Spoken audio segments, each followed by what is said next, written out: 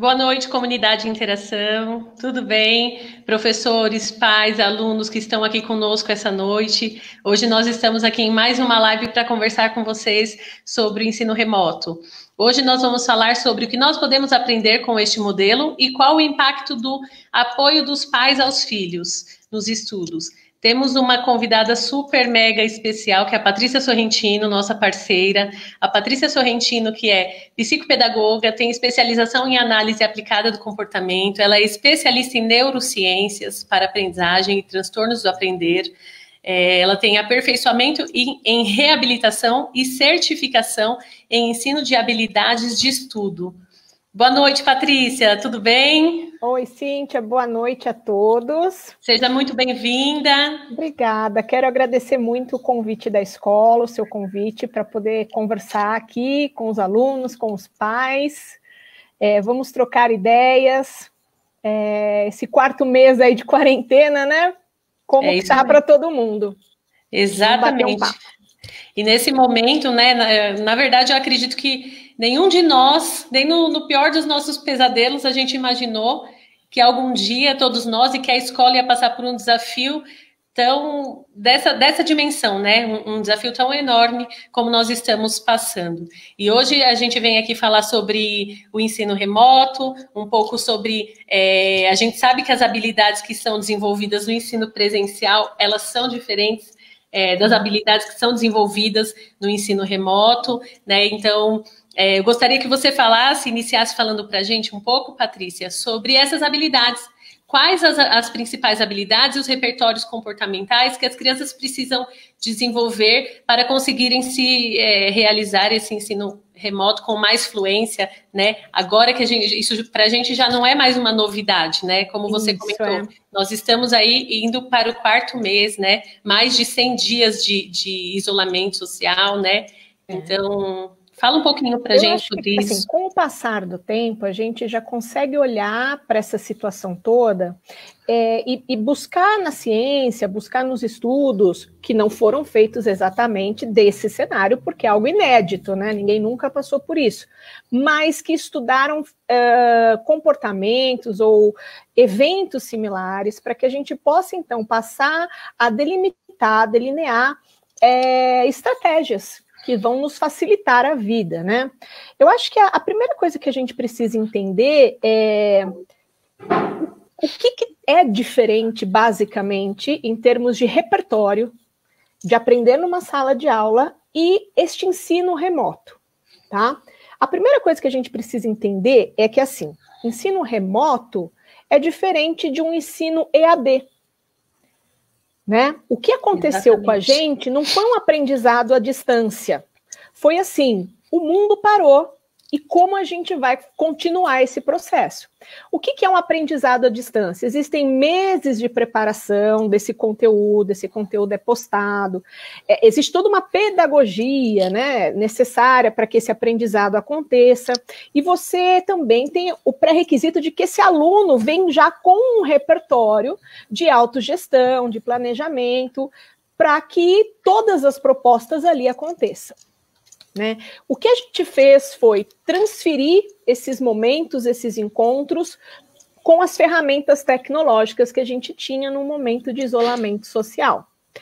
E aí a gente precisou começar a entender o que existia no presencial, que facilitava o aprendizado, que deixa de existir no remoto e que por isso não está acontecendo.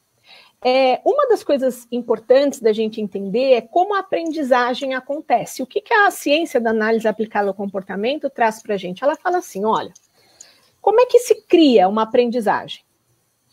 Existe uma situação antecedente. Por exemplo, eu sinto sede. Aí eu descubro que se eu apertar esse botão, cai água. Opa, a água vai matar minha sede. Toma minha sede passou, esse comportamento foi reforçado. Então, a chance de eu buscar água naquele mesmo lugar uma próxima vez é maior. Esse comportamento, então, passa a ser aprendido. Então, existe um antecedente, um comportamento, uma consequência, e esse comportamento passa a se repetir. Isso, basicamente, de uma maneira muito simplificada, é o que é aprender. Tá certo? Então, numa sala de aula, eu tenho momentos de explicação do professor passando um conteúdo, por exemplo.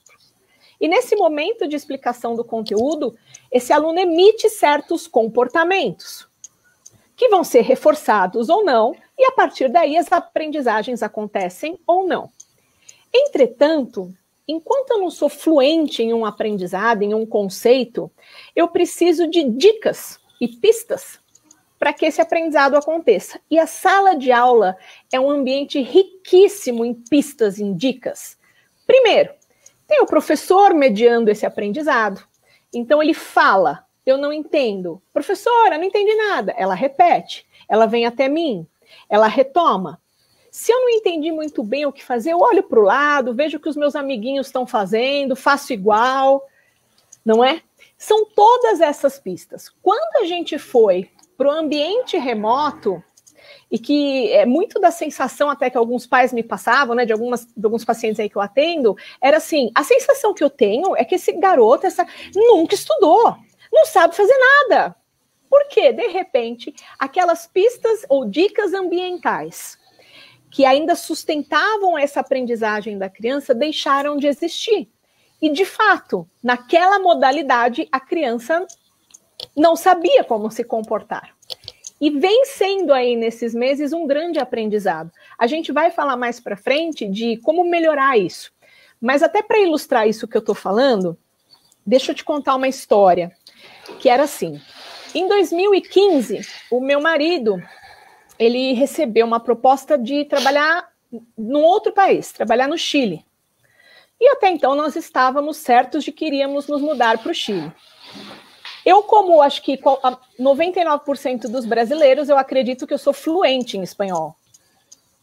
Né? Eu acho que falo espanhol. E aí, nas primeiras vezes que nós íamos lá ao Chile, meu marido sempre comigo, outro grupo de brasileiros, muitas pessoas. Então, se ia a um restaurante, a pessoa falava, olá, que tal? E eu repetia, olá, que tal? Eu falei, gente, eu estou dominando o espanhol. Num segundo momento, teve um dia que nós fomos, e aí nós fomos falar, acho que era com como se fosse um contador que veria essa parte burocrática de documentação, de mudar de país e tal. E ficou ele, meu marido e eu. Meu marido é muito fluente no idioma. E ele falava, e virava para mim em português, e eu virava para o cara e falava, sim, claro, achando que eu estava fluente na comunicação. De repente, meu marido saiu, foi ao banheiro. E eu fiquei sozinha com esse rapaz, com o contador lá. Todas as pistas do ambiente sumiram. E ele começou a falar espanhol comigo. E aí foi aquela desgraça. Foi aquela desgraça. Eu estou contando essa historinha para exemplificar o seguinte. Enquanto eu tinha várias outras pistas do ambiente, eu conseguia, de uma certa forma, acompanhar e me comportar ali junto com o grupo. Né? Até porque a demanda não era tão específica individualmente. A hora que sumiram essas pistas do ambiente, eu realmente não sabia o que fazer. Então, usando esse exemplo para ilustrar o que pode ter acontecido com muitas das crianças e dos adolescentes nesse início de ensino remoto. Essa questão de não conseguir acompanhar, não conseguir se organizar, não conseguir prestar atenção, porque sumiram do ambiente várias pistas. Então, a primeira coisa que a gente precisa entender é como que através das ferramentas e dos materiais, e eu percebo que as escolas agora também já vêm percebendo como a própria confecção de materiais, de aula, de plantões, podem ir, de uma certa forma, suprindo essa necessidade de pistas, de dicas, para que esse aprendizado aconteça de uma maneira mais fluente, sem ser tão truncada, quando falta para a criança a compreensão do conteúdo, por exemplo, ou a dificuldade na execução de uma tarefa, tá? Então, acho que assim, quando a gente fala de qual repertório que a gente, habilidades, a primeira coisa é quais são as dicas que essa criança se utilizava no ambiente, e isso os professores que estavam já com as crianças há algum tempo saberiam dizer, né? O professor tem isso muito refinado, e os pais já devem ter percebido isso, né? Então, quais eram essas dicas e como que a gente vai suprir isso agora? Que, na verdade, Patrícia, você me falando isso até me remete a alguns atendimentos que eu fiz lá no início da quarentena. As famílias nos procuravam e falavam assim, olha, meu filho não sabe isso, ele não está lendo com fluência. Não... E muitas vezes são objetivos que eles são daquela etapa, né? E que a gente sabe que a gente está desenvolvendo, que é um objetivo daquele ano e que a gente está trabalhando para que o aluno avance naquela área, e a gente está tranquilo porque a gente sabe, né? Na escola tem um currículo e a gente sabe do nosso trabalho. Mas para a família, o aluno tinha aula dentro da escola, né? Tinha esse distanciamento. A gente conversava com os pais em momentos de reunião, olha, o nosso objetivo é esse, eles estão avançando, no nosso próximo trimestre nós vamos trabalhar, desenvolver determinadas habilidades, né? Enfim. E agora as famílias estão com a sala de aula adaptada dentro da casa deles. Então, na sala de estar, né? Na sala de estar, no quarto, na mesa de jantar, né? Então, assim, agora é que a escola está dentro da sua casa. Então, você está conseguindo acompanhar, está tendo a oportunidade de acompanhar mais de perto. Isso, então, tem coisa que às vezes o pai toma aquele susto, né? E aí a gente fala, não, tá tudo bem, é assim mesmo, é o esperado para essa faixa etária, né? Mas a família também não tem que saber todas as coisas. Isso que eu te falar, deixa para a escola o que é da escola, né? A gente vem percebendo isso também.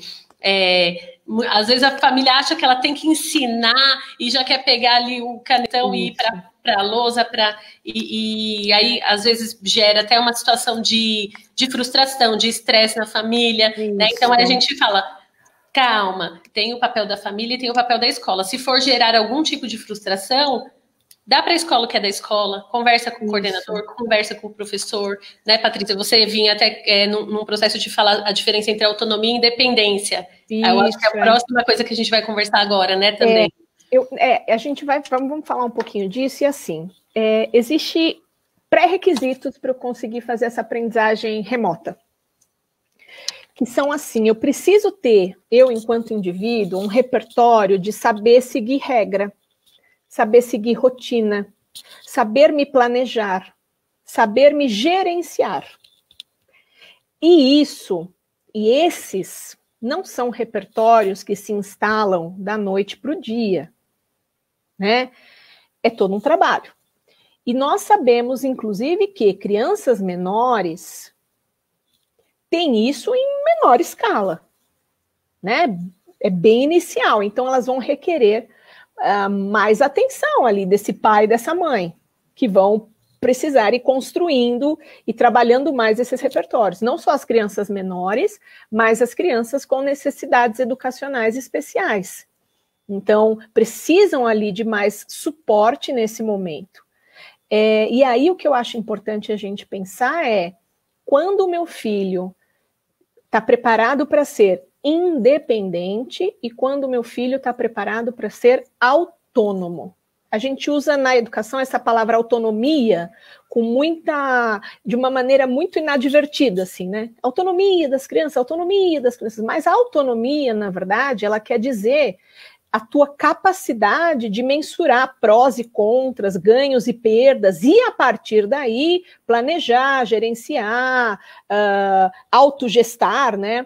Isso é algo que, antes de uma certa idade, não tem como existir. Até porque, por uma questão ali de maturação de áreas cerebrais, né? Até esse desenvolvimento todo desse córtex pré-frontal, isso não acontece antes ali dos seus 18 anos, isso não acontece. Entretanto, isso não quer dizer que a gente vai fazer tudo pelas crianças, porque desde que treinada para uma habilidade que elas tenham repertório para fazer, essa criança pode ser independente. O que é independência? Não é deixar essa criança se autogerenciar, mas é deixá-la realizar sozinha o que ela já dá conta de fazer sozinha. Tá certo? Vou dar um exemplo mais concreto impossível. Talvez muitas crianças mais novas não saberiam entrar, né? Estou vendo isso, não sabem entrar no portal da escola, abrir a internet para ver onde é que está a agenda, para ver as lições ali do dia. talvez uma criança de 6, 7 anos, de fato, tenha essa dificuldade. Então, nisso, o pai e a mãe podem ajudar. Mas uma vez estabelecida a rotina diária dessa criança, isso a gente vai promover a independência para que ela consiga desenvolver sozinha aquilo que ela já dá conta. E olha só que interessante. Eu estava conversando com uma mãe, acho que há algumas semanas. Olha, ele não dá conta de entrar no site, de achar, ele se perde todo. Falei, não, ele dá conta sim. É um garoto aí de 13 anos que sabe tudo de YouTube, tudo de jogo. Para ele, o smartphone é um brinquedo que eu não sei como mexer. Então, ele tem um repertório já de independência para saber isso. O que ele ainda não tem é essa autonomia da autogestão de saber o que é importante de ser realizado agora, porque vai gerar consequência caso eu não faça isso. Então, esta independência pode ser cobrada e os pais vão gerenciando essa questão da autonomia também. Eu queria falar um pouquinho, Cíntia, que eu acho importante, que a gente pensar que para esse ensino remoto, então, como que eu vou desenvolver esses repertórios mesmo, de seguir rotina, de planejar, de gerenciar tempo, né? Eu vou falar por que a gente tem que ver com muito cuidado. Eu iniciei nossa live hoje falando dessa questão do... Eu tenho um antecedente, eu emito um comportamento, ele é reforçado e eu emito de novo. Bacana. Entretanto, a gente está vivendo um momento onde o reforço disso que eu estou fazendo, ele está adiado, ele está muito lá no futuro. Então, assim, eu precisar ter essa disciplina na minha casa, do lado do meu sofá quentinho, com o meu videogame ali do lado, para passar de ano lá em dezembro, a ciência traz para a gente, os estudos trazem para a gente que, assim, o reforço imediato de um comportamento, claro, ele aumenta muito mais a probabilidade desse comportamento acontecer com frequência. O reforço adiado é mais difícil essa gestão. E, olha agora, quando eu estou falando de comportamentos conflitantes ao comportamento de estudar, o que é o comportamento conflitante ao comportamento de estudo? O brincar, a TV, o celular, o querer dormir. Bom, acho que todos os pais e mães estão passando aí por isso. Esse tipo de comportamento, ele é imediatamente reforçado, ou seja, eu começo a brincadeira, eu já tenho a sensação de felicidade. Eu começo o celular, eu já tenho a sensação de alegria. Então, a gente está competindo com comportamentos conflitantes que são potentemente reforçados e os nossos comportamentos-alvo que ainda vão levar algum tempo, né? O passar de ano está muito longe aí.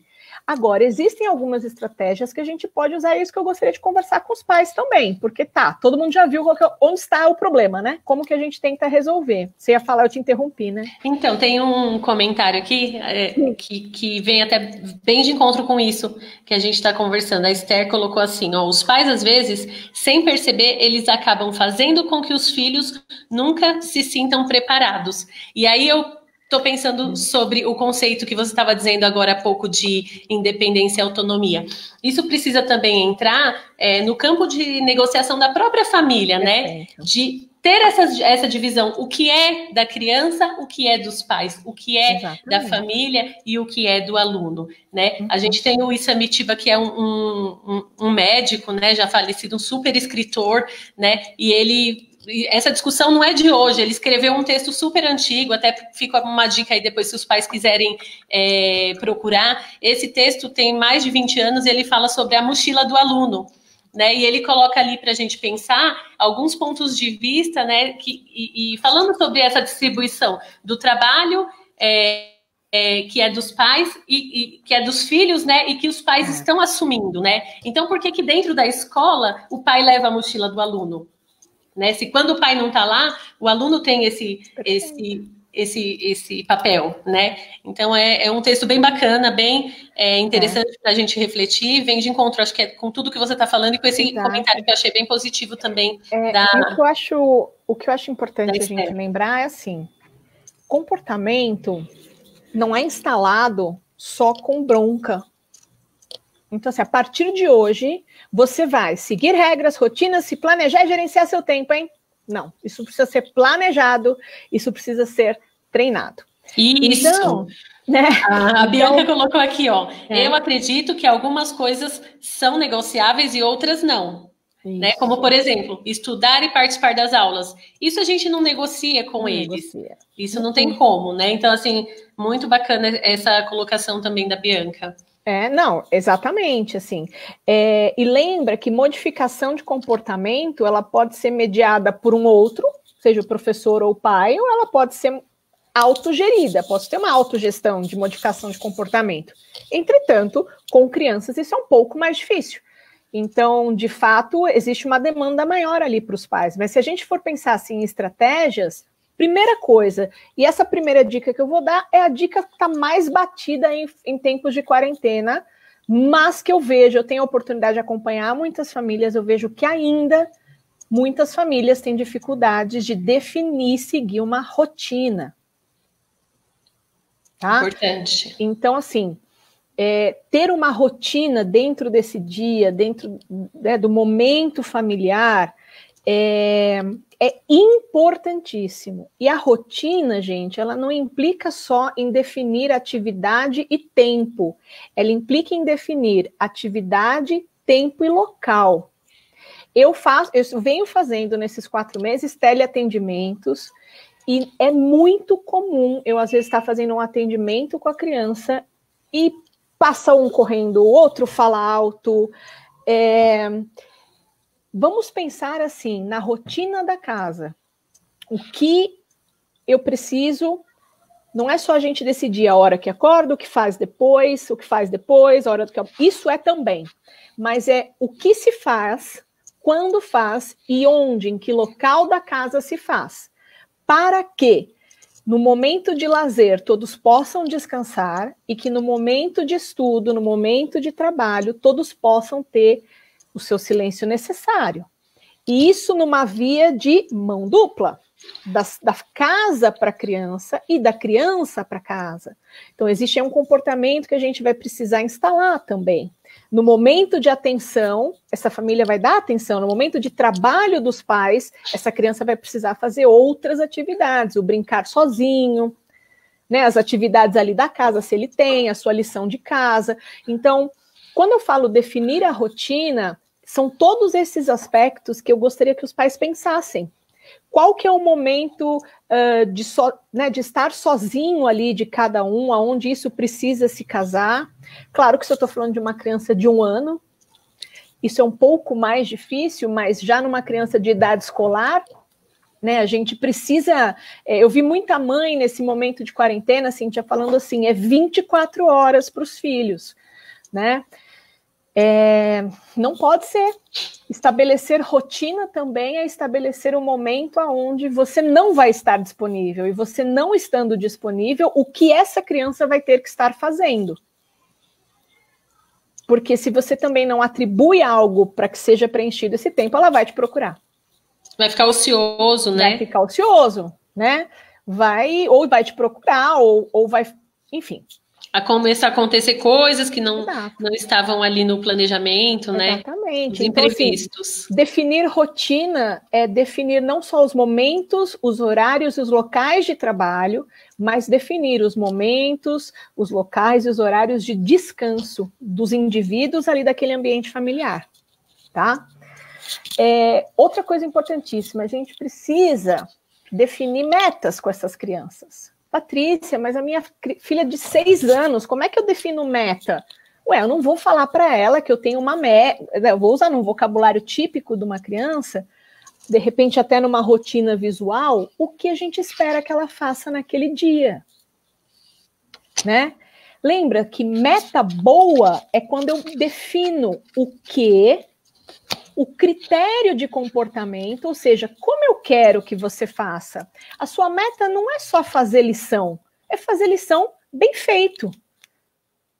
Todo dia que tiver lição. Então, é definir o meu nível de critério desse comportamento e o período que eu quero que socorra.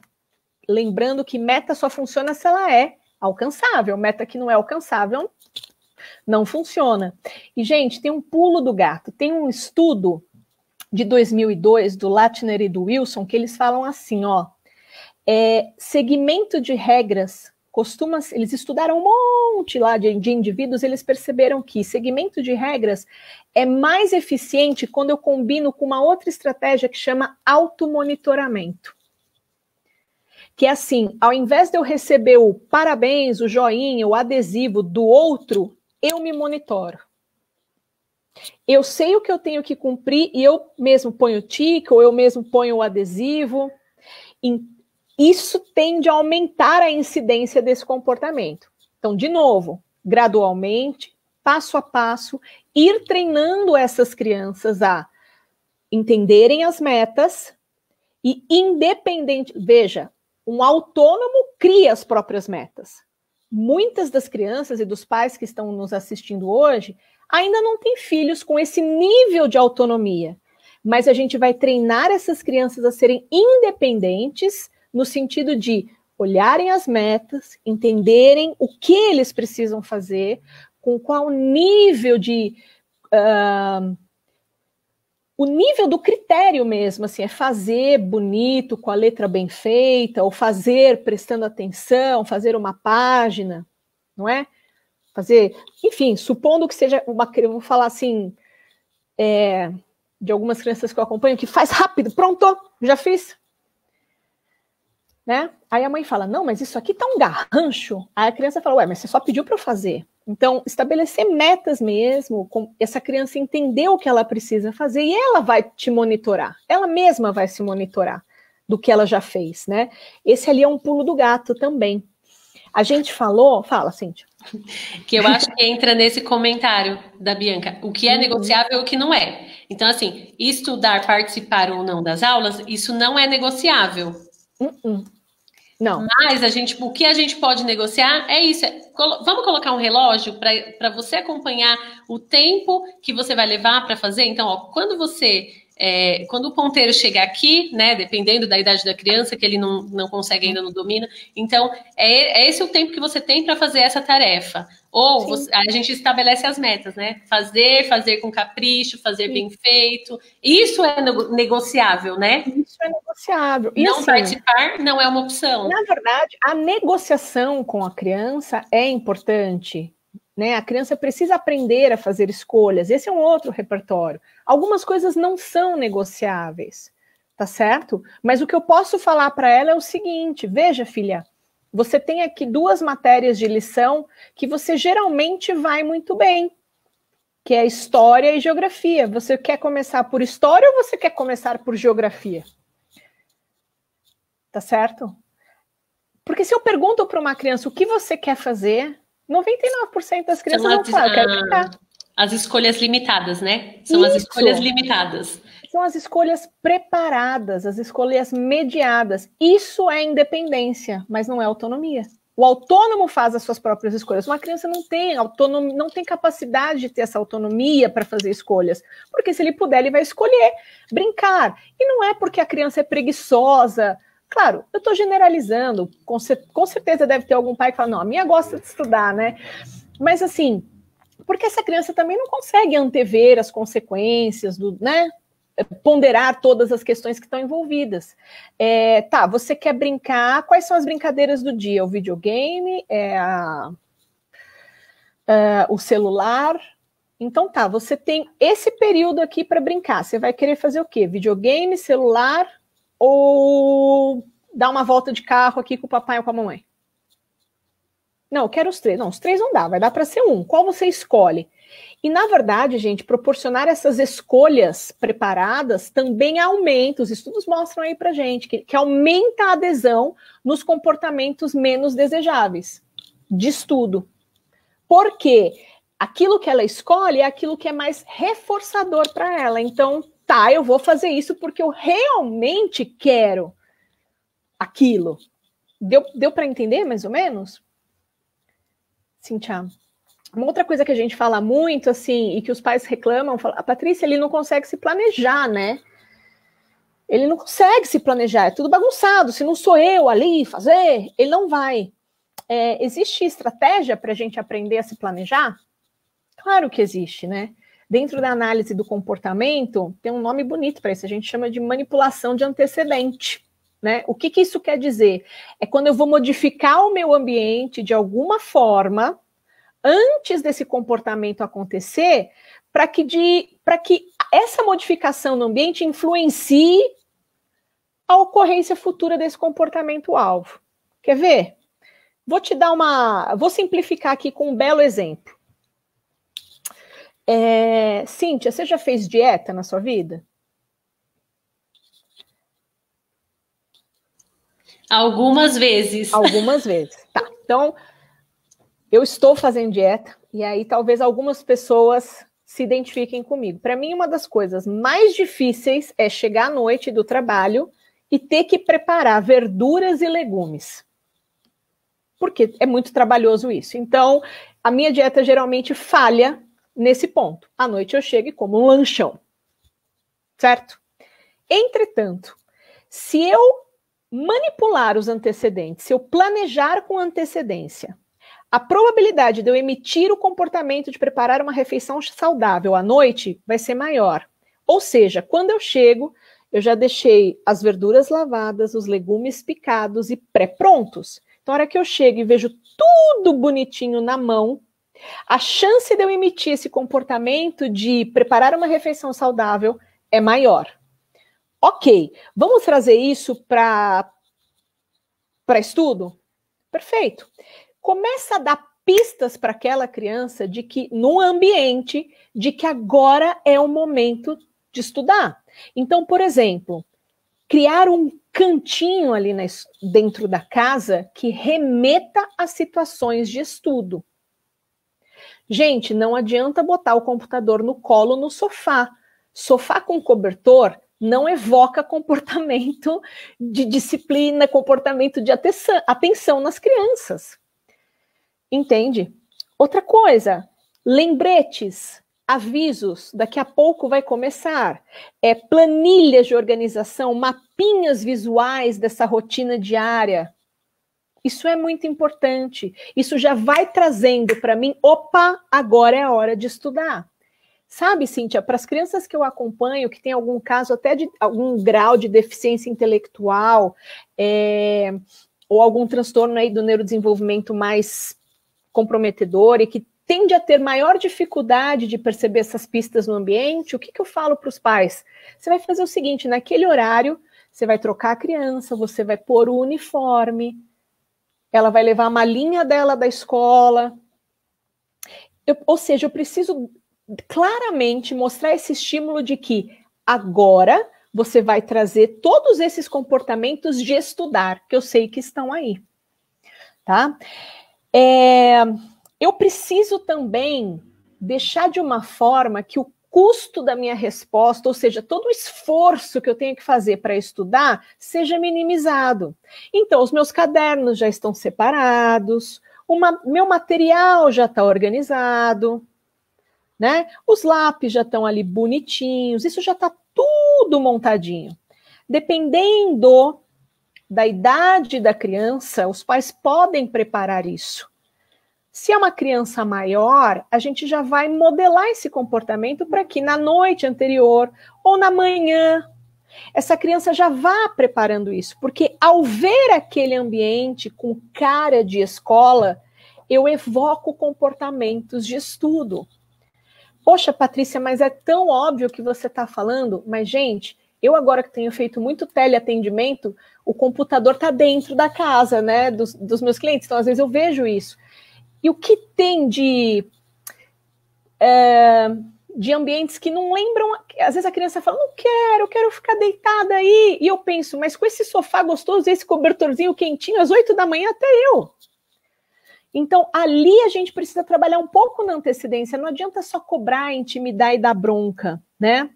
E outra coisa, lembra que eu falei que os comportamentos se mantêm, eles se repetem porque existe reforço?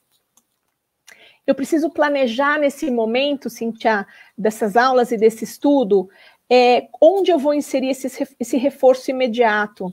Geralmente com um elogio, muito bem, olha como você, qual que é o comportamento? Olha como você está prestando atenção, você está fazendo tudo, filho, muito bem. Gente, o poder de um reforço social, um elogio de um pai no comportamento de estudo de um filho é muito forte. Patrícia. Oi. Desculpa te cortar, eu preciso aproveitar esse momento até para fazer o reforço. Tem uma mãe que colocou aqui que o filho dela, Gabriel De Fácio, ele está nos assistindo e que ele faz isso, ele arruma sozinho lá todo o material dele e ele pediu para que ela colocasse no chat. Então, eu quero aproveitar e fazer esse reforço. Gabriel, você está de parabéns. Parabéns, Gabriel!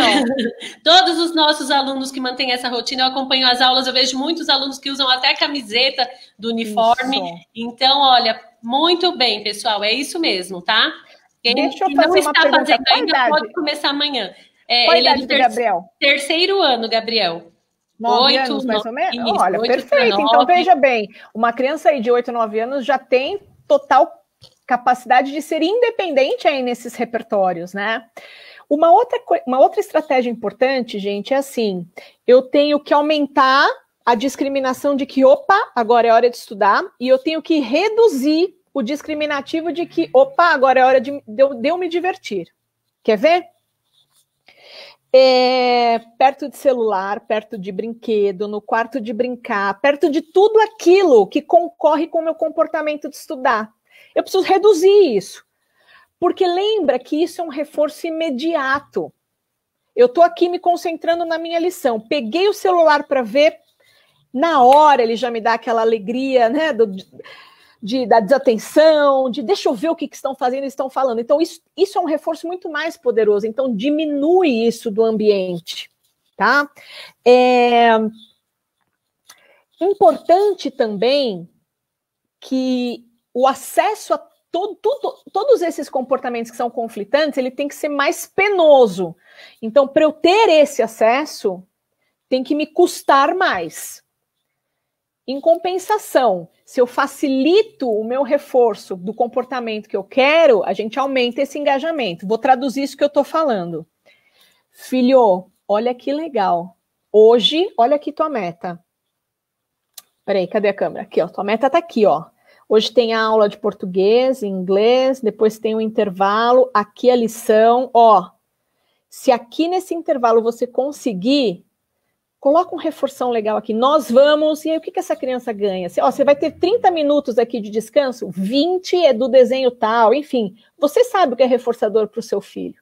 Então, quando de antemão a gente estabelece o poder desse reforço, a gente fala que a gente criou uma operação motivadora para esse comportamento-alvo acontecer. Entende? Então, olha só, ao invés da gente fazer assim, hoje você não vai me dar trabalho, hein? Porque eu não aguento mais. Pelo amor de Deus. A criança já começa, né? Já tá atenção 7h30 da manhã em casa. Não. Aumenta a operação motivadora para o comportamento que você quer. Entende? Olha o que vai acontecer de legal se tudo isso você conseguir cumprir. Planeja essa rotina. Tá? Uma outra coisa que ajuda muito nessa questão da modificação comportamental, da instalação de outros repertórios, Cíntia, é apoio social. E aí eu queria falar um pouco disso, porque a gente entra aí no 4º mês de quarentena, nós estamos privados de muitos reforçadores, né?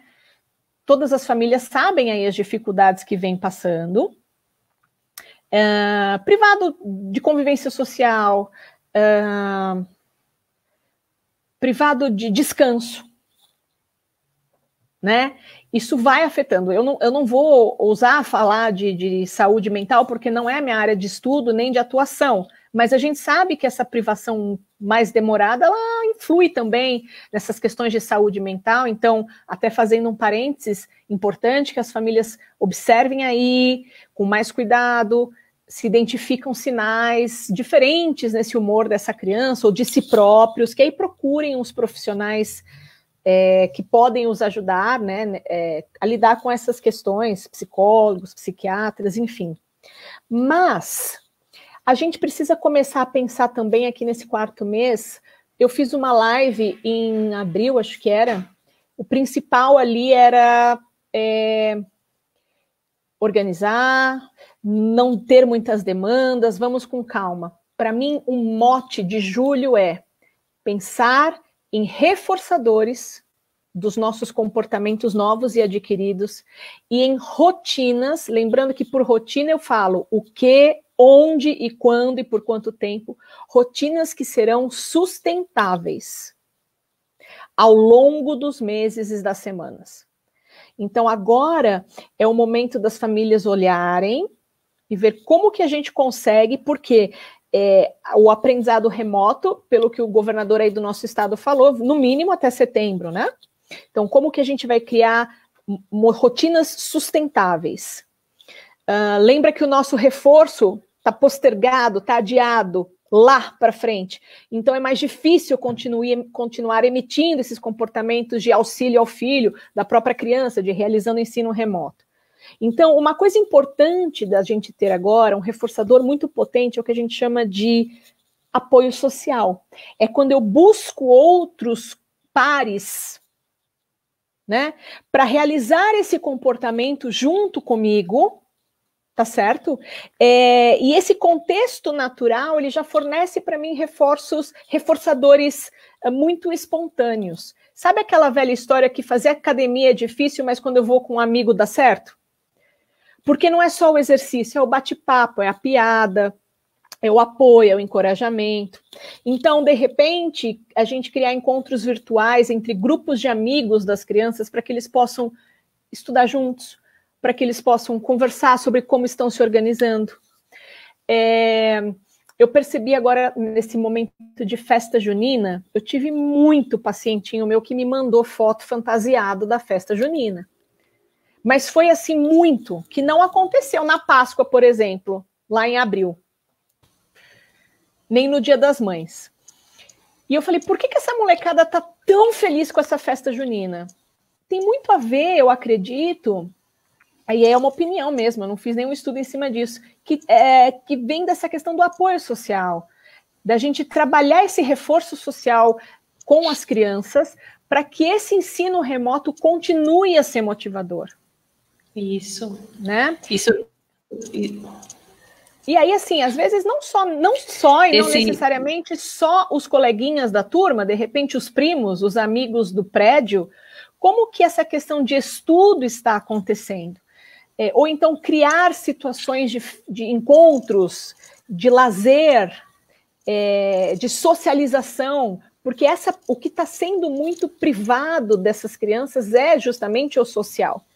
Então, se a gente consegue ter esse apoio social... Você quer falar, né? Eu não parei de falar. Peraí, fala aí, sim. Na hora que você parar, eu complemento. Está bem relacionado com isso que você está dizendo. Uma pausa para sua água. Nas nossas aulas, a gente também tem pensado muito nisso, né? Como você falou, mais de 120 dias aí de isolamento, de aulas remotas, né? Já foi embora o elemento novidade, né? Porque no início tudo era uma novidade ali para eles, né? E agora o nosso desafio, né? Nós partimos desse princípio para o nosso planejamento do segundo trimestre, que vai ser todo remoto, né? Então, esse tema a gente trouxe até em formação de professores, em HTP, né? O nosso desafio, como que a gente vai manter a motivação dos alunos nas aulas nesse modelo remoto? E esse exemplo que você trouxe da festa junina é um exemplo até que eu tinha separado para comentar com vocês também, né? Porque nós tivemos a nossa festa junina online, foi um evento super simples, mas a gente viu que foi tão significativo para eles, pelo fato de colocarem uma roupa junina e saber que aquele dia iam ter algumas brincadeiras juninas, né? No ensino fundamental, esse evento aconteceu mais assim na aula de educação física, mas assim, os professores estavam caracterizados, nós demos algumas sugestões para que eles fizessem pratos juninos, mas eram só sugestões. O dia da aula foi tão especial e eles ficaram naquela ansiedade, naquele movimento a semana toda. As casas foram enfeitadas, as mães estão aí, podem dizer melhor, né, do que a gente. Então, assim, essa motivação é o que a gente está tentando manter, pensar e trazer ideias e aulas diferentes para a gente manter isso com eles, né? Então, tem até um exemplo bacana. Desculpa. No bilíngue, eles estão trocando cartas e agora vídeos com alunos, com crianças lá da Rússia. Ai, que fantástico. Eles estão tendo esse contato em inglês. Eles também não falam inglês, não são nativos, né? E as teachers estão promovendo essa interação com uma teacher de lá. E no início o projeto começou com o objetivo de escrever, né, as cartas e mandar por e-mails. E depois eles começaram a mandar vídeos brincando na neve. E agora os nossos alunos estão também empenhados, né? E eles estão também gravando vídeos, todos em inglês, se comunicando, né? Perfeito. Eu vou dar até um spoiler aqui, né? Que a gente está trabalhando em cima de um evento online também, que é com o objetivo, né? Claro, de garantir, de promover a aprendizagem, mas assim, de criar uma situação comunicativa que lá na frente eles estão sabendo que eles vão apresentar um produto. Então, a gente vai fazer como se fosse uma mostra literária virtual, online. Perfeito. Então, assim, essas pequenas ações, elas promovem essa motivação, tanto nos professores quanto nos alunos, para que a gente consiga cada vez mais garantir aulas ativas, diferenciadas, com a participação deles. Né? Então, vem bem de encontro com isso que você está falando. Esse passado a barreira dos 100 dias aí, se você me permite dar um nome técnico para tudo isso que você me descreveu, a gente está trabalhando com reforçadores mais imediatos para que a gente mantenha essa motivação e esse comportamento de estudo, né? Para que não fique algo tão longe. Né? A princípio vamos fazer isso porque logo, logo a gente se vê, mas esse logo, logo está demorando. Então a gente precisa desse apoio social ali, né, das pessoas que são importantes na vida dessa criança, dessa mãe, desse pai também, né? E aí, assim, dentro de uma comunidade, de uma casa, vocês podem pensar também como que nós iremos dar esse apoio social um ao outro para que esses nossos comportamentos de engajamento, de manter todas as obrigações, mesmo com essa privação, continue acontecendo. Então, talvez pode ser um bate-papo semanal, no sentido, como é que foi, o que você fez, está difícil, não está? Para os maiores, mamãe, está difícil demais, ou de repente até a mãe fala, olha, gente, ou pai, tá muita demanda aqui para mim, como é que vocês podem me ajudar? De repente, essas trocas podem ser muito motivadoras. E aí, o que é importante agora nesse momento, que eu gostaria que as famílias pensassem, é como que a gente vai manejar o que é reforçador dentro da nossa casa, o que é sustentável, né, comportamentos são sustentáveis em médio e longo prazo, para que isso continue acontecendo. Porque provavelmente aí nos próximos dias e semanas a gente continua nesse modelo remoto, né? E uma outra coisa que eu acho que é muito motivadora... E a gente... Fala, eu falo demais, né? Não, eu ia pedir para você comentar, porque nós temos muitos ganhos também, né? Com esse modelo, nós temos ganhos também, né? Então, eu queria que daqui a pouco você falasse um pouco para a gente sobre o que a gente ganha, porque às vezes a gente percebe que as famílias, as pessoas ficam só pensando no que a gente está perdendo. Então, assim, é legal também ter essa perspectiva de um outro olhar, de mostrar o que a gente ganha, que no momento é o que dá para fazer. Né? Então, o que a gente ganha com isso? Sim. Eu não vou ser louca de falar que a gente está num modelo ideal e de que finge que nada aconteceu e que não houve perdas. Claro, isso a gente está vendo. Entretanto, a gente precisa analisar essa situação de o que esse modelo remoto nos oferece que pode ser que pode potencializar a aprendizagem. E aí eu vou citar o pai da ciência que eu estudo, que é a análise do comportamento, que é o Skinner, que lá na década de 60, ele realizou um experimento que chamava máquina de aprender. O que era isso? Era a individualização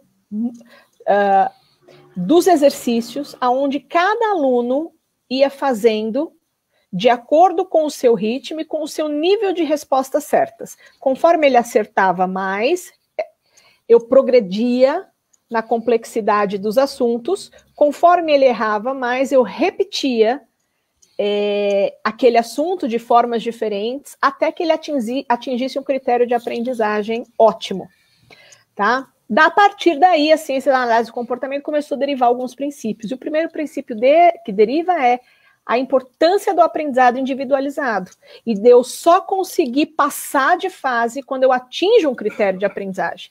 Senão a gente vai numa eterna bola de neve de buracos. E esse momento onde a gente está fazendo essa aprendizagem mediada pela tecnologia é um momento que a gente provavelmente não vai ter. A não ser que a gente se reinvente, né? Eu também não sei como a escola vai mudar depois disso. Mas essa tecnologia permite que os alunos devotem o tempo necessário da prática daqueles assuntos que para eles possam ser difíceis. Por quê? Numa plataforma, através de um jogo, através de exercícios, eu consigo trabalhar com critérios de aprendizagem altos para que eu só mude de fase ou só mude de conteúdo quando aquilo de fato está bem internalizado. Por que isso é uma vantagem? Porque quando eu estou num grupo presencial, vamos falar como era o normal, eu tenho que cumprir até dia tal o conteúdo tal. Quem veio, veio. Quem não veio, vai para o plantão. Na maioria das escolas é assim. Tá? Não sei nem se é o caso do Interação, mas assim, a gente sabe que se deu para aprender até tal dia, deu. Se não deu, certo? E agora, com essas plataformas e com essa tecnologia, a gente tem uma oportunidade de ouro de personalizar a aprendizagem. Mesmo daquelas crianças com necessidades educacionais específicas. Para crianças menores e para crianças com necessidades educacionais específicas, vamos falar das crianças de inclusão, a gente sabe que fazer a aula online é muito mais difícil. Mas talvez agora seja o momento, através de materiais, outros, né, através de materiais papel mesmo, atividades preparadas, atividades lúdicas que a escola pode agora entregar através de outros canais, atividades que vão exatamente na necessidade daquela criança e que a gente tem tempo para que isso seja repetido até que essa criança atinja um critério de aprendizagem satisfatório. Muitos pais puderam, uma oportunidade maravilhosa também que eu vejo, muitos pais se aproximaram do processo de aprendizagem dos filhos, né? Que pela vida louca que a gente levava, talvez não tínhamos. Então, e aí a gente, conseguindo acompanhar mais de perto, né? E aí, de repente, eu entendi por que meu filho tem muita dificuldade de fazer potência. Poxa, ele não lembra, ele não sabe a tabuada. Então, agora, uma outra oportunidade que a gente tem nesse momento é de falar assim, professora, e essa dificuldade dele, hein, o que a gente poderia revisitar? E o professor fala, vamos fazer tal e tal e tal resgate. Entende? Eu sei que é muita coisa para a escola demandar, foi novo para todo mundo, para a escola, para a família, para a criança, mas e se a gente tentasse também aproveitar as oportunidades que a tecnologia, que esse momento de tempo mais flexível nos dá? A aprendizagem individualizada, com oportunidades de atingir critérios de aprendizagem de 100%, de 90%, antes de eu mudar de fase ou mudar de assunto, é o que a gente tem aí nos estudos e nas evidências que dão os melhores resultados, né? Pode falar. E nessa parceria, que os pais estão acompanhando mais de perto, né, esses resultados, eles precisam chegar para os professores, para que eles entendam como que está se dando esse processo de aprendizagem, né? Como que a criança está se apropriando disso, porque o professor está numa situação que ele está ali todo dia, mas ele está distante do aluno. Então, é muito importante, a gente não pode terminar essa live sem falar sobre a importância do erro. O erro é um processo importantíssimo, né? É um fator importantíssimo do processo de aprendizagem, né? Então, assim, às vezes as famílias acham que a criança fez ali errado, vamos apagar para mandar para o professor, deixa errar, permite que eles errem. O professor precisa saber onde eles estão errando, né? Eu tive situações do professor fazer a sondagem ali para a gente identificar em que hipótese da escrita a criança está, né? A criança que está finalizando o processo de alfabetização, o professor encaminhar e fazer as intervenções e pedir, olha, me manda essa foto agora. E aí, a hora que a foto chega, a gente vê que tá apagado, que tem até a mão ali do pai, que acho que digitou. Então, a gente fica sem conseguir mensurar em que etapa que essa criança tá. Então, pais, deixem errar.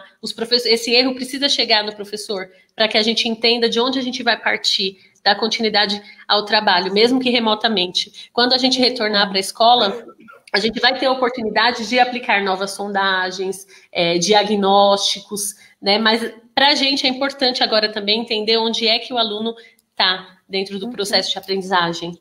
E uma grande janela de oportunidade desse momento é que eu tenho tempo para investir nisso. Entende? Porque, inclusive, as ferramentas tecnológicas me permitem isso. Né? De que isso, vamos supor, se a criança está com dificuldade, enfim, vou usar aqui um exemplo na matemática, que eu acredito que me veio aqui, se a criança com dificuldade de multiplicar com dezenas, e a turma já está multiplicando com milhares, então, paralelamente, eu consigo fazer esse resgate com essa criança. Essas plataformas, hoje em dia, elas dão essa possibilidade. Né? Então, isso é um momento de ouro. A gente está vendo só o que a gente está perdendo. De novo, eu não estou falando que não estão havendo perdas. Estão, né? A gente sabe que falta essa questão social. Se a gente tá, eu estou falando para um público de pais de escola particular, que tem um computador em casa, né? Se a gente falar assim de compatriotas nossos que estão na escola pública, que não têm acesso à internet, então a gente está falando de perdas realmente muito grandes. Mas existem também algumas oportunidades, principalmente para a comunidade a qual nós estamos falando, que podem ser utilizadas, e pode ser um bom momento para isso, sim. Né? E ver essas janelas de oportunidades é extremamente reforçador. Isso pode ser um reforço para essa nossa motivação aí para as semanas e para os meses vindouros aí desse ensino remoto. Tá? Agora a gente vai abrir para perguntas. Que bom, Patrícia. Quer que eu fale mais alguma coisa? Que bom fazer essas trocas. Tem bastante interação aqui dos pais, tá? Tem bastante coisa boa para a gente compartilhar. Tem uma pergunta de um pai aqui que falou assim que ele está lendo muito alguns posicionamentos de alguns psicólogos falando que não é a favor do ensino remoto, né? Deixa eu ver se eu localizo aqui, que tem bastante. E ele pergunta a sua opinião sobre isso, Renato. Temos lido alguns psicólogos postando que o ensino remoto é totalmente inviável para crianças, por exemplo, de 6 anos. O que você diz a respeito? Bom, olha, se eu tivesse que fazer um decreto no sentido de, a partir de hoje, só se aprende remotamente, eu não optaria por esse modelo. O que eu te falo, qual que é o nome dele? Eu não optaria, esse não é o modelo ideal, mas é o modelo que se tem. Renato. É o Renato. O Renato, né? Então, não é o modelo ideal, mas é o modelo possível no momento. Isso, então, o que balançando perdas e ganhos. Perdas e ganhos. A gente parar aí o processo de alfabetização de uma criança por completo. Ah, tá, eu vi agora o comentário do Renato. A gente parar o processo de alfabetização da criança por completo. Ou a gente continuar essa estimulação. Aonde ganha mais e aonde perde mais, né?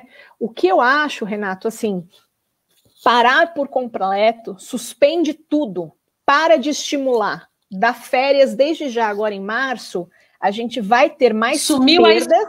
Sumiu a escola. Para por completo. A gente tem mais perdas do que ganhos. Agora, assumir que esse modelo remoto que a gente está construindo o avião enquanto voa é ideal e que não ficarão lacunas ou déficits, também é ser tão radical quanto.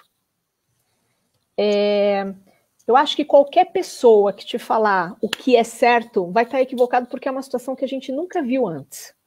Entretanto, alguma estimulação, eu estou falando para crianças que têm um neurodesenvolvimento dentro da normalidade, tá bom? Não estou falando de casos especiais. Isso aí a gente pode conversar casos especiais, por exemplo, das crianças de inclusão. Mas para as crianças regulares, vamos colocar assim, alguma estimulação ainda é melhor do que nenhuma estimulação. Claro que o cuidado que tem que se ter é o quanto fica de tudo isso e o quanto a gente vai precisar refazer, recaptar, complementar, assim que a gente voltar para o presencial. E uma coisa que eu te falo, Renata, é o seguinte, eu acompanho crianças que, neste momento de aprendizado remoto, estão tendo mais dificuldades, mas eu também acompanho crianças que melhoraram. Entende? É justamente por essa questão de poder ter o seu tempo. Aqui, olha, a questão da sua dizendo isso, que Então, eu não sou a favor e não sou contra. Eu acho assim, é o que temos no momento. Né?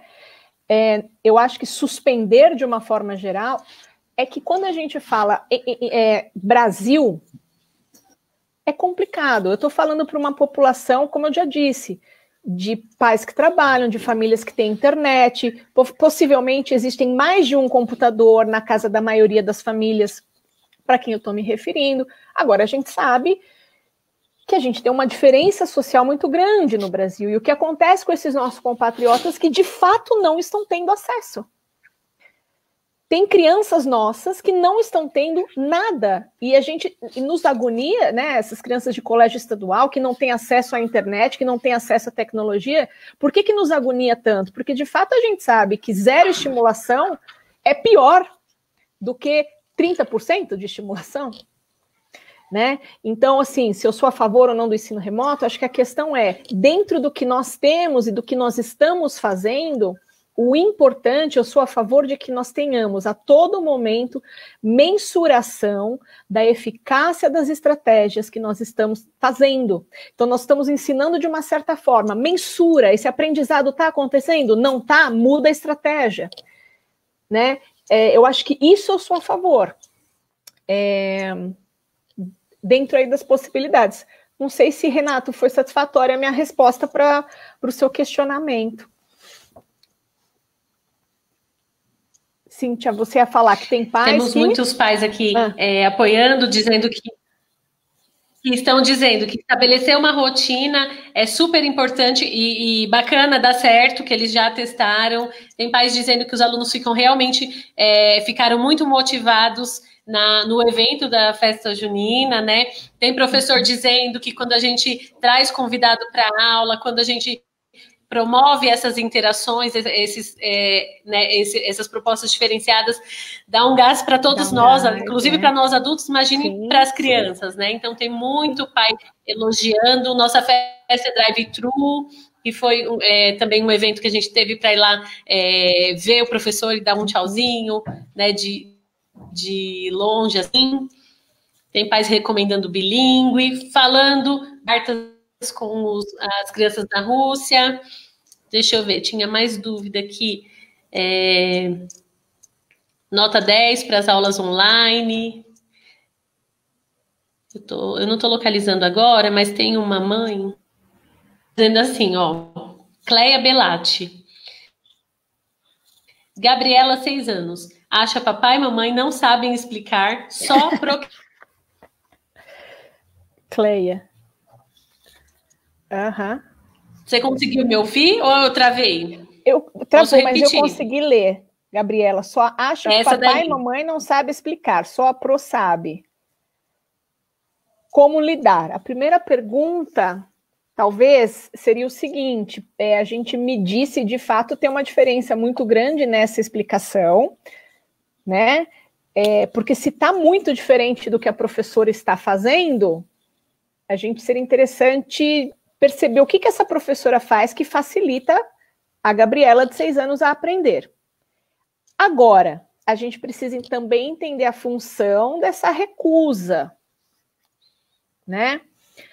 Será que falar, não, mamãe e papai não quero aprender com vocês, só com a Pro, tem uma função esse comportamento de recusar os pais? Às vezes, Cleia, eu só posso te dar explicações muito generalizadas. Será que os pais não vão para esse momento de explicação com muita ansiedade, com muita demanda, e isso reflete para a criança? Te falo porque às vezes a gente respira um pouquinho mais forte, do tipo, gente, eu já falei 5 vezes e ainda não foi. A criança percebe. Não sei se é o caso, Cléia. Tá? Não sei se é o caso. Então, o primeiro passo é observar se de fato o teu momento ali de explicar, o momento que o papai e a mamãe tentam explicar para a criança, está sendo um momento reforçador. Ou se está sendo um momento aversivo. Tá? Não, Patrícia, já fizemos uma análise funcional, uma análise, não tá, a gente é paciente, então tá. Então tenta aproximar esse jeito de explicar do jeito que a professora explica, porque às vezes eles podem ser diferentes mesmo, entende? E trazer reforços para que esse momento de vocês dois juntos, vocês, né, papai e mamãe, explicando ali para Gabriela, não era? Possa ser divertido e possa ser gostoso. Isso, da Gabriela, exatamente. Então, parear esses momentos de explicação com situações prazerosas. Então, talvez essa explicação mais professoral não é o que ela está querendo. De repente, trazer com mais exemplos, contar a história. Olha, quando eu estava na escola, trazer essa questão mais um pouco criativa para a criança, para parear com um momento de reforço, né? Percebe se a tua linguagem, ao explicar essa matéria para a criança, não é uma linguagem muito rebuscada, né? A Gabriela, de 6 anos, ainda está ali num período que a gente precisa visualizar as coisas. Então, talvez, partir de experiências mais concretas, fazer ali com blocos. Então, eu quero ensinar para a Gabriela contagem. Então, trazer essa contagem para situações mais lúdicas ou situações do dia a dia, e aí fazer o seguinte gancho. Vamos ver como a Pro te explicou isso? Partir ao contrário. Não da explicação da Pro para a sua, mas ver o que ela está trabalhando, proporciona uma atividade concreta ali, lúdica, e aí volta para a Pro. Vamos ver como que a Pro explicou isso? Ou seja, a gente faz a mesma coisa, só que de formas diferentes. Tá? Eu acho que assim, sem conhecer a criança, sem conhecer você, são explicações bem gerais que eu posso te dar, não sei se te ajudou. Depois você me dá um ok ou não, se ficar com mais dúvidas, podem mandar as perguntas e eu respondo depois, sem problemas, tá? Tá, Paty, tem mais uma questão aqui, é da Ana Lúcia Pitol, tá? O filho dela é um aluno em situação de inclusão, ele se enquadra dentro do TEA, tá? Né? Então, a Patrícia também é especialista dentro né, do espectro autismo. Tá. Então, olha lá, ó. Vejo que ele tem sentido mais a falta da escola em si, professores, amigos, né, do que tendo as dificuldades com o aprendizado. Sinto ele muito participativo nas aulas. Aí a próxima questão é dela, que ela complementa, tá? Vou emendar. Tá. Eu, particularmente, estou achando muito legal as aulas, onde tem a participação de pessoas de fora da escola, em lives, como, por exemplo, nas aulas de artes. As aulas de artes, elas receberam uns convidados que entram nessa parte de motivação. O da Ana Lúcia é mais um comentário mesmo, bacana, que vale a pena a gente compartilhar, né? Ana Lúcia, isso entra dentro daquilo que a gente comentou das dificuldades do ensino remoto, e uma delas é a privação de muitos reforçadores, né? O social na escola é muito reforçador, e os meninos aí já estão há mais de 100 dias sem esse tipo de reforço. Por isso que eu acho que o que a gente precisa investir muito agora é justamente nesse apoio social, nessas atividades compartilhadas, para que a gente consiga manter o nosso nível de motivação. E aí, Cíntia, se você me permite, sem conhecer a criança, né, o filho da Ana Lúcia, não conheço particularidades dele. É o Miguel, é o Miguel Pitol, tá? De nome assim, não conheço. Mas Pitol, talvez, se for possível, não sei se... enfim... Ele é verbal.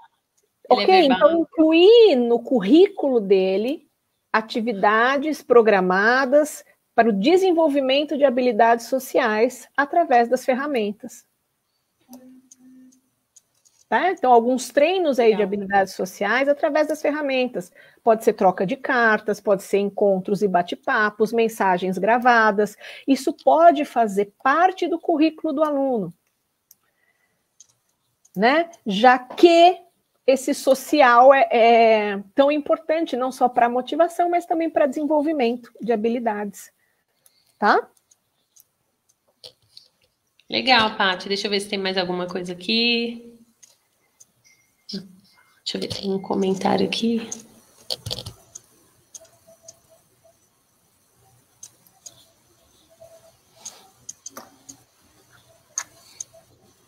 Não estou encontrando, Esther. Se você puder marcar, fica mais fácil. Lá. Apareceu aí, ó, da Ana Paula De Fácil, um comentário sobre desenho. Olha que bacana. Eu estou estudando de novo, estou amando. Quando ele voltar para a escola, eu vou sentir falta. Você vê que legal. Que legal, que legal. Ana Paula, você vê que assim, são algumas oportunidades que a gente está tendo. A gente não pode falar que esse momento não tem oportunidades, né? Talvez essa aproximação que você está tendo com seu filho nesse processo de aprendizagem não aconteceria, né? Numa outra dinâmica aí social, né? Sabe assim, o Viktor Frankl, ele escreveu um livro que chama Em Busca de Sentido. Ele foi um psicólogo. Tem tempo, Cíntia, para eu falar rapidinho? Pode falar, a gente vai... Você fala isso e aí eu vou fechar com uma fala bem bacana de uma mãe que está aqui. Pode falar. Tá, eu vou só falar essa parte... É o seguinte, o Viktor Frankl, ele escreveu um livro maravilhoso que chama Em Busca de Sentido. Então, quem quiser uma indicação de leitura, é esse livro. Qual que é a história dele? Ele era um psicólogo e ele passou 3 anos da vida dele em Auschwitz e Dachau, no campo de concentração. E ele sobreviveu ao campo de concentração. Então, na primeira parte desse livro, ele descreve como foi essa experiência. Pois bem, terminada a guerra, ele foi para os Estados Unidos e lá ele foi ser professor na Universidade de Yale. Gente, eu posso estar confundindo aqui os nomes, mas acredito que é Yale. O que acontece? Yale talvez não tenha os alunos mais brilhantes como uma Harvard, mas assim, é onde estão as famílias mais ricas, as famílias que vão sair para a política, né? E o que chamou a atenção dele foi o seguinte, que no campus de Yale, o índice de suicídio entre os alunos era altíssimo. Ele falou assim, peraí, no campo de concentração, onde as pessoas não eram nada, elas só tinham um número, raríssimas vezes eu vi alguém tirar a sua vida. E aqui, onde esses jovens são ricos, são lindos, serão futuros políticos, empresários, eles perdem o sentido. Enfim, leiam o livro para saber como ele se desenvolve toda essa teoria dele, mas o cerne não é exatamente o que acontece comigo, mas como eu reajo, como eu vejo o que acontece comigo.